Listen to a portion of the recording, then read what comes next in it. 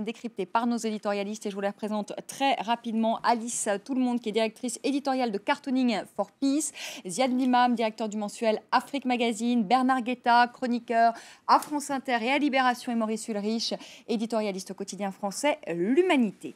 Le gouvernement grec a donc joué la fermeté après l'assassinat d'un rappeur antifasciste par un membre du groupe d'extrême droite Aube Dorée. La police a procédé cette semaine à toute une série d'arrestations au sein du parti. Et parmi ces arrestations, des députés qui siègent au Parlement. Je vous propose tout de suite d'écouter Christophe Papas. Il est le bras droit présumé du chef d'Aube Dorée.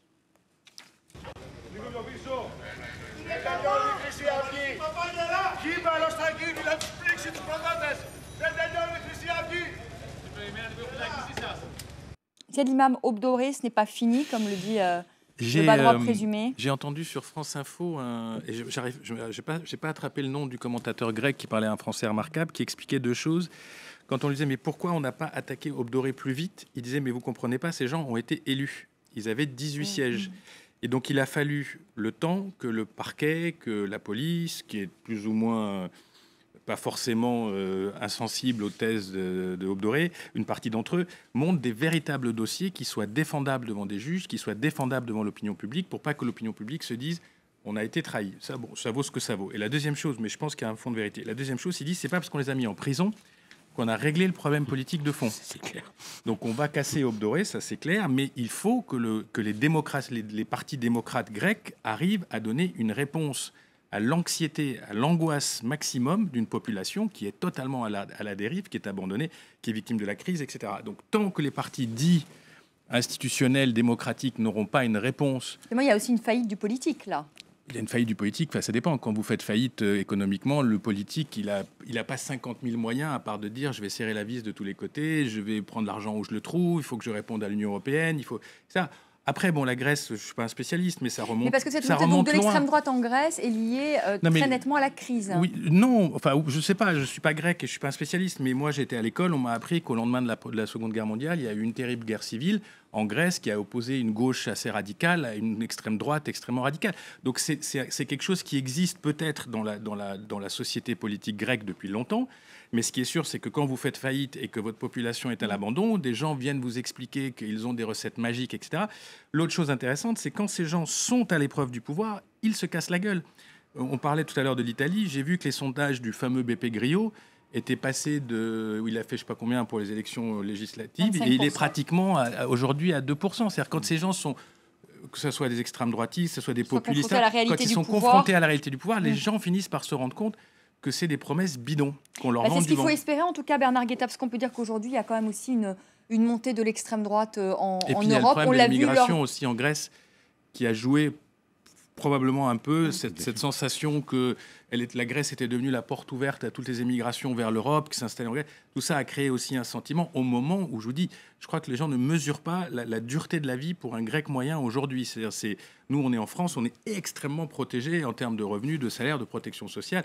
Les Grecs sont à la rue, il faut le savoir. Bernard Guetta, c'est aussi dans un contexte de montée d'extrême droite de l'Europe. Je pense aussi à la Norvège, là récemment, où il y a aussi l'extrême droite qui fait son entrée au gouvernement, à l'Autriche. C'est lié évidemment à la crise, la Hongrie aussi, à la crise économique aujourd'hui. C'est lié à la crise économique. Je pense à Marine Le Pen aussi, Bernard Guetta. Oui, parce on n'en parlait pas. J'allais l'ajouter à la liste. Non, j'allais l'ajouter à la liste. Vous savez, les mêmes causes produisent les mêmes effets. À la fin des années 20, il y avait la crise de 29, un grand désarroi économique et politique mondial, en vérité, déjà à l'époque. Et ça a donné le fascisme italien, puis le nazisme en Allemagne. Eh bien, il y a aujourd'hui dans tous nos pays, en vérité dans tous les pays du monde, un très grand désarroi politique, une crise économique qui dure, une anxiété sociale générale sur les 5 continents. Et on voit renaître ces mouvements. Alors attention, ne confondons pas. L'Aube Dorée en Grèce, dont on vient de parler à l'instant, se réclament, mais presque ouvertement, du nazisme. Véritablement, ils ne prennent que peu de précautions. Madame Le Pen, en revanche, s'indigne qu'on qualifie son mouvement d'extrême droite, tout simplement, pas de nazi ou de fasciste, d'extrême droite. Pourquoi ?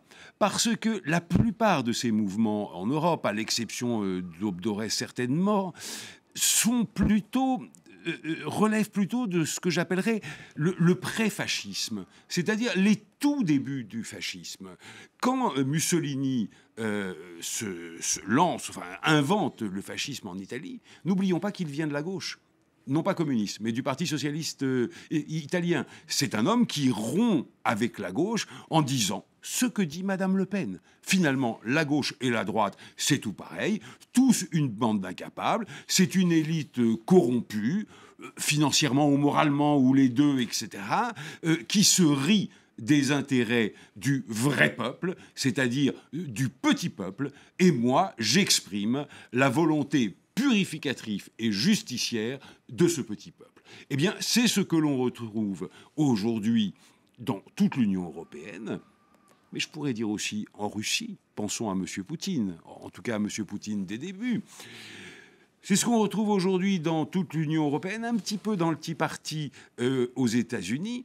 Et tout cela est tout à fait à prendre au sérieux, non pas parce que les SS vont ensanglanter le monde entier demain matin. On n'en est pas là. Évidemment qu'on n'en est pas là. Mais au début du fascisme, oui, c'est exactement la même chose. Maurice Ulrich. Oui, non, moi je suis bien évidemment. Moi, je voudrais qu'on parle aussi de Marine Le Pen. Oui. Un mot quand même, parce que ce sondage de TNS. Je viens d'en parler. Oui, mais. Non, je suis assez d'accord avec tout ce qui vient d'être dit. Et je pense que finalement, la difficulté pour les démocrates, c'est comment faire face à ça. Parce qu'il ne suffit pas de condamnation morale, etc. Il s'agit aussi d'opposer à ça des politiques qui répondent effectivement à ces angoisses chez les gens, etc., ces angoisses sécuritaires, ces angoisses vis-à-vis de l'immigration, qui effectivement font le lit, on va dire, de ces pré-fascismes ou de ces fascismes. Donc il y a ce problème qui nous est posé. Comment y faire face ? Et de ce point de vue-là, le fonctionnement européen a été jusqu'à présent largement insuffisant, puisque les gens ont l'impression, et les Grecs plus que d'autres, que finalement tout ce qui vient de l'Europe, malheureusement, est négatif. On prend des décisions à leur place, on leur impose des plans d'austérité, tout ça d'ailleurs pour une crise qui n'en finit pas et une dette qui n'a cessé de s'alourdir, sauf peut-être dans la dernière période. Donc tous les gens sont fondés à se dire que tout ce qui vient d'en haut, tout ce qui vient des politiques est négatif pour eux. D'où effectivement cette perte de confiance dans le politique, dont d'ailleurs cette perte de confiance, dont Hannah Arendt disait d'ailleurs à la fin de la Seconde Guerre mondiale, que c'était la défaite du politique qui avait fait que les gens se tournaient vers les bandes fascistes, etc. Parce qu'on a l'illusion que des solutions fortes, que des solutions radicales vont faire. Bien évidemment, comme Ziad vient de le dire, ça ne résout absolument rien. Et donc en France, on a quand même... évidemment, on va pas dire c'est Marine Le Pen, c'est pas Aube Doré, Bernard Guetta a apporté les nuances, mais sur le fond, on a bien ce mouvement, je dirais. On dit populiste, c'est un peu facile parce que c'est plus grave que du populisme. En même temps, c'est désigner l'autre, l'immigré, comme le responsable. Et donc, on a cette... Et il est vrai que la question qu'on peut se poser, et que moi je me pose d'ailleurs personnellement en tant qu'éditorialiste à l'Humanité, c'est comment se fait-il que ce mécontentement, ces inquiétudes se tournent vers l'extrême droite plutôt que de se retourner, je dirais, vers ce qui me semblerait plus conforme, c'est-à-dire une gauche un peu plus de gauche, on va dire. Voilà, pour faire court. Alors ce sondage quand même TNS Sofres pour le Figaro, 33% des Français souhaitent voir jouer un rôle plus important à Marine Le Pen au cours des mois et des années à venir. Elle s'est située au même niveau que François Fillon. Alice, peut-être à quelques dessins nous montrer ce que malheureusement... Oui, j'aimerais juste rebondir par rapport à ça parce qu'on a publié dans le journal Le Monde, donc la page qu'on fait toutes les semaines, je te fais un dessin, en février dernier sur extrême droite, l'enracinement européen. Alors, donc il y a plusieurs dessins. Je vous fais un petit zoom sur notamment la une donc d'un magazine hongrois qui tire directement sur les Juifs. On ne peut pas être plus clair, qui mélange dans le titre de l'hébreu avec du polonais, envahisseurs du pays, titre imitant des caractères hébreux, oui, ils le feront, journal hongrois barricade.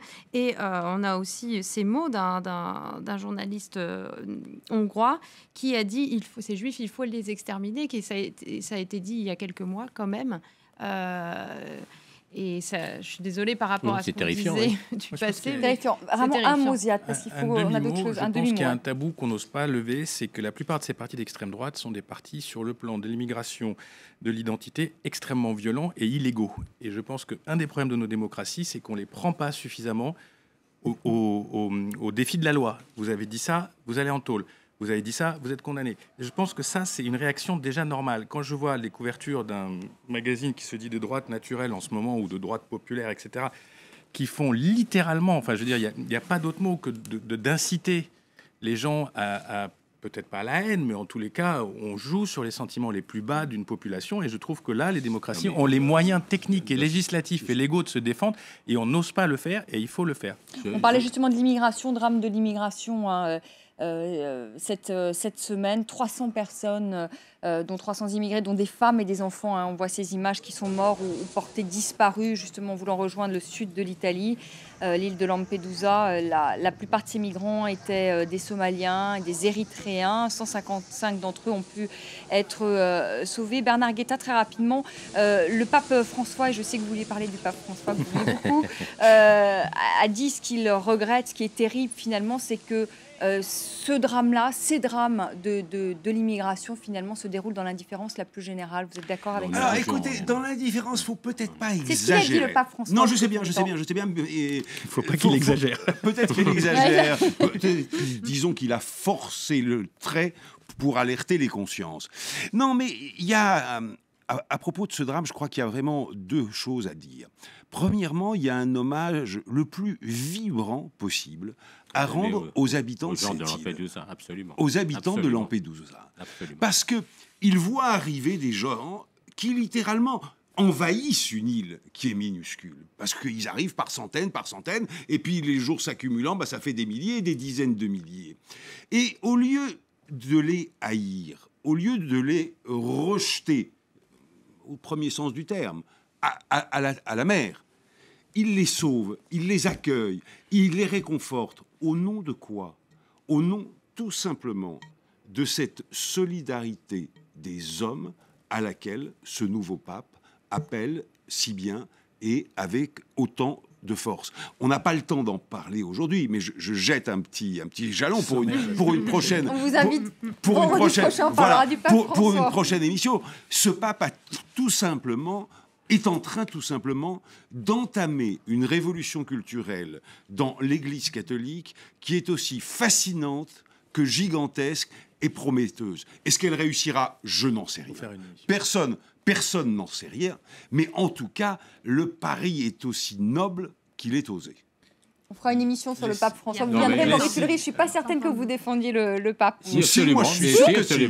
Absolument. Et là, pour le coup, je partage entièrement ce que vient de dire Bernard Guetta, aussi bien sur le courage de ces gens de Lampedusa, leur courage, je veux dire, leur noblesse dignité, d'âme, leur grandeur humaine, finalement, parce que c'est quand même fascinant, parce qu'effectivement, Bernard Guetta a raison. Et sur le pape, oui, moi, je pense que... évidemment, je pense qu'il ne fera pas de miracle.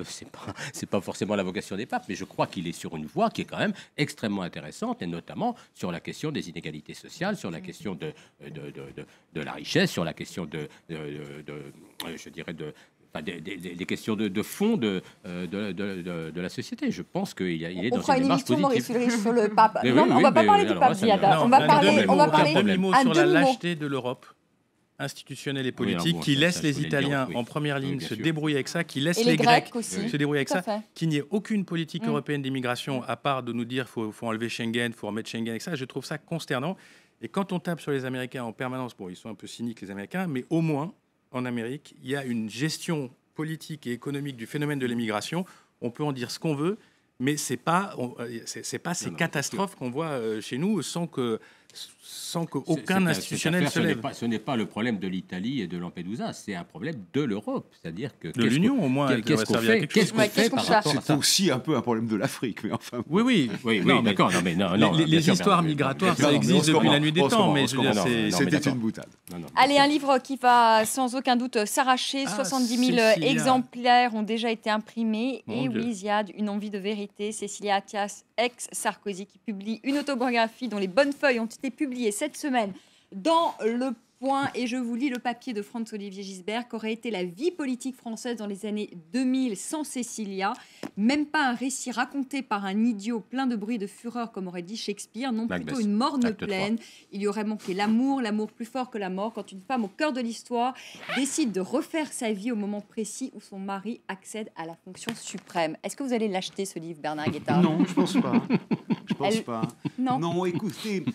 Il y a une chose qui m'intéresse chez Madame ex-Sarkozy, c'est que cette femme ait quitté son mari au moment où il entrait à l'Élysée. C'est quand même pas banal, et je ne suis pas insensible à cela. Très bien, bravo. Mais au-delà de ça, permettez-moi de vous dire en bon français que je m'en fiche totalement. Voilà. Maurice Ulrich, vous allez l'acheter, le livre? J'allais dire exactement que je m'en fichais complètement. Mais ce qui est vrai, c'est que j'avais été très attentif aussi à cette histoire de couple, je dirais, alors là, presque au plan psychanalytique, intime. Et je me souviens très bien, le jour de son intronisation, si c'est le bon mot, ce petit pincement de la joue de Cécilia, comme ça, et ce petit mouvement de recul qu'elle avait, comme si ça la glaçait, et je m'étais dit, c'est horrible, quoi. Alors, bon... elle ne l'aimait plus. Ça ne fera pas l'histoire, bien entendu, encore que, après tout. Mais ce qui est vrai, bon, c'est que sans doute qu'elle a des choses intéressantes à raconter, mais je ne pense pas que je me jetterai non plus sur le livre de Madame Attias. Pour une fois un peu moins sévère, je trouve que, comme toute personne qui a côtoyé le pouvoir... même par le biais d'une relation amoureuse avec son mari, on a oublié quand même toute la période d'avant, la montée vers le pouvoir, etc. Je trouve que tous ces livres nous apprennent quand même quelque chose. Après, on n'est pas obligé d'être fasciné par le personnage lui-même, mais en lisant, si, j'ai pas lu, je peux pas savoir, mais si elle a fait un petit peu un exercice d'introspection et un petit peu, même ce qu'elle raconte ou ce qu'elle ne raconte pas, tout ça, c'est des informations pour nous qui sommes un peu les journalistes de cette actualité, de ce suivi, etc. Je ne dis pas que c'est le livre à lire, mais c'est clair que quelqu'un qui a partagé la vie de Nicolas Sarkozy, quelqu'un qui a quitté Nicolas Sarkozy, il y a des épisodes, je ne sais pas si elle en parle, les épisodes de l'infirmière des infirmières bulgares. On est oui. quand même obligé de s'intéresser à ce qu'elle dit sur cette histoire, puisqu'on a dit que c'était elle qui avait fait, qu'elle n'a pas fait. Après, il y a les détails. Est-ce que le Fouquet's, mais ça en dit long, le Fouquet's. Elle dit c'est pas moi. Sur le Fouquet's. On y va. Mais si c'est pas elle, ça fait longtemps qu'elle n'a pas beaucoup parlé. Si c'est pas elle, qui a fait les invitations au Fouquet's? Allez, Alice. Alors justement, je rebondis parce que là, le Fouquet's, je pense que Plantu s'en fout aussi quand même un petit peu de la vie de Cécilia. Là, il nous a quand même fait un dessin qui a été publié hier. Cécilia dit tout. Alors, j'espère que vous arrivez à le voir à l'antenne. Je n'ai pas organisé le dîner du Fouquet's. En plus, c'était un dimanche. Aucun serveur n'aurait accepté de travailler. Comment remettre sur le tapis un autre sujet qui a été un sujet d'actu, si je peux me permettre juste de rebondir là-dessus, avec un autre dessin encore de Plantu qui joue sur le travail de dimanche. Alors, avec Emmanuel Valls et Cécile Duflot en gamin, tenu par François Hollande en Dupont et Dupont. Rythme scolaire, ils ne sont pas faciles à tenir. Si l'école était ouverte le dimanche. Et là, je termine vraiment par un dessin du dessinateur Chimulus qui publie dans le Nouvel Obs « Bisounours a recadré ses ministres » en référence au Conseil des ministres de mercredi dernier. Vous allez l'acheter, le livre, Alice? Ouais, moi, pourquoi pas. Enfin... Oui, no comment. Oui, je crois qu'il s'est trahi. Là, on vous félicite pas. J'ai honte. On vous félicite pas. En tout cas, merci beaucoup, Alice. C'était encore un plaisir de vous avoir avec nous ce soir. Merci à tous les trois. Je vais rejoindre Karim. Vous restez avec nous. Et puis, on va parler des réseaux sociaux, tout ce qui s'est dit cette semaine sur les réseaux sociaux, pas surtout aujourd'hui. Et si vous voulez évidemment réagir à la chronique de Karim, vous pouvez le faire. On reparle du président iranien. On parle du président iranien à cause d'un échange qui a marqué un petit peu cette semaine. Il a échangé avec le patron de Twitter. Alors le patron de Twitter s'appelle Jack Dorsey et il a envoyé un petit tweet au président iranien Hassan Rouhani. Alors il n'était pas forcément persuadé d'avoir une réponse. Il lui dit bonsoir président, est-ce que vos citoyens sont capables de lire vos tweets? Parce qu'on sait qu'un certain nombre de hauts fonctionnaires iraniens, les ministres notamment, utilisent Twitter. Ça, depuis le mois d'août, c'est un petit peu la mode. Ils ont même des pages Facebook qu'ils où il publiait un certain nombre de choses. Et puis, Hassan Rouhani lui a répondu quelques heures plus tard et il lui dit, je vous le répète, comme je l'ai dit à Christiane Amanpour, une célèbre journaliste américaine, je fais des efforts pour que mes citoyens aient de la façon la plus confortable possible accès à l'information globale, comme c'est leur droit. Alors c'est une réponse un petit peu diplomatique, reste que sur Twitter, difficile d'accéder à ce site de microblogging lorsqu'on est en Iran. Alors évidemment, ce tweet va relancer encore toutes ces supputations sur une possible ouverture du régime iranien. C'est un petit peu la question qu'on se pose ici sur le site du Nouvel Obs. Est-ce que c'est une simple posture ou une réelle ouverture?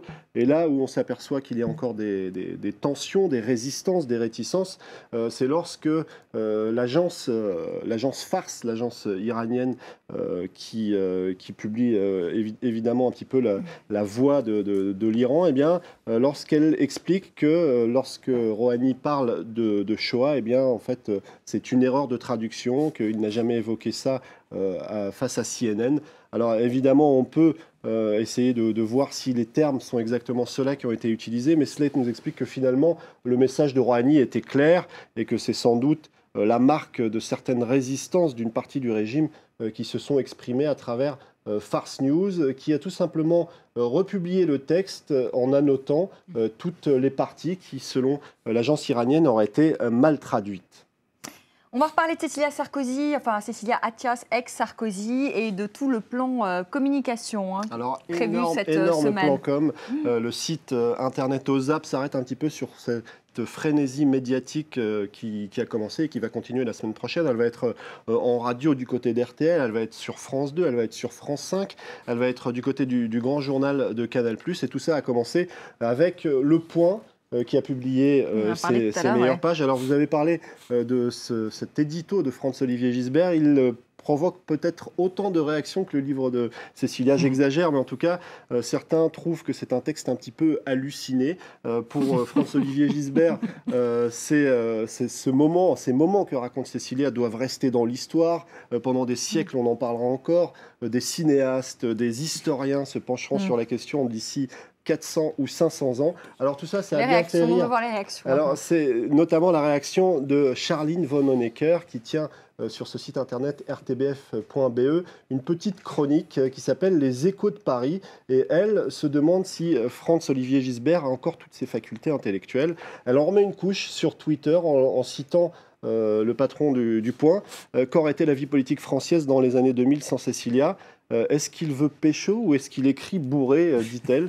Alors elle y va pas avec le dos de la cuillère, mais en tout cas, ça l'a beaucoup amusé. En tout cas, on partageait aussi des extraits de ce texte et notamment un épisode, cet épisode des infirmières bulgares où Cécilia parle de Claude Guéant qui n'est pas à son avantage dans ce court extrait. Elle dit « Je le revois au moment où la voiture démarre, pâle comme un mort sur le bord du trottoir, épuisé, une mèche dressée, toute droite sur la tête, ce qui, dans cette ambiance pour le moins sinistre, donne à ce si sérieux personnage une touche comique. » Et du côté de la Sarkozy, évidemment, le livre ne fait pas plaisir à tous. Alors, cet article du Figaro le souligne un petit peu. Les proches de Sarkozy ne souhaitent pas faire de publicité au livre de Cécilia Attias. Alors reste que certains se sont tout de même exprimés. Le site de la radio RTL rapporte les propos de Patrick Balkany, un proche de Nicolas Sarkozy de longue date, qu'elle s'occupe de ce qu'elle connaît. En tout cas, ce qui ne lui a pas plu, lui, c'est quelque chose qui a eu lieu bien après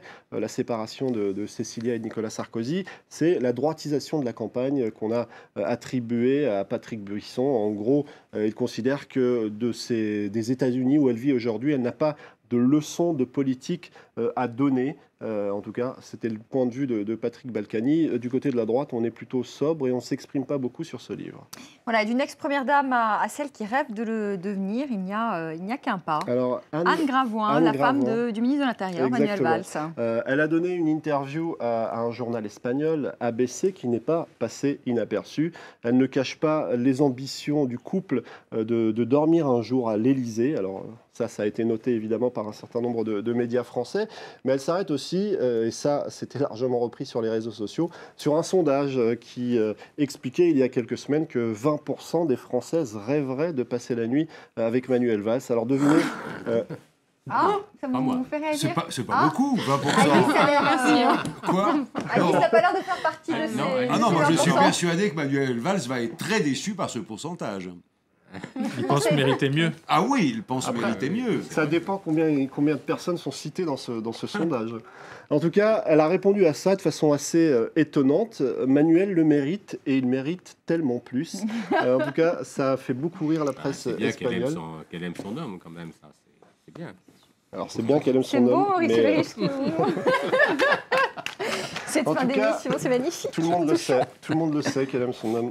Voilà, merci beaucoup. Merci Karim pour cette chronique. Merci à tous les quatre d'avoir participé à cette semaine. Merci à vous de l'avoir suivi. Je vous retrouve lundi, 19h10 pour le débat. Tout de suite, le journal. Très belle soirée.